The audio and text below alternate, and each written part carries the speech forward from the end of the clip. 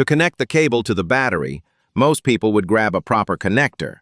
That's the right way, of course, but not him. He had no connector in sight, no store nearby, and no time to waste. So instead of giving up, he reached for something simpler, easier, and surprisingly clever. With a quick adjustment, he built his own connector. So functional, it worked just like the real thing. Sometimes, necessity builds better tools than the store shelves.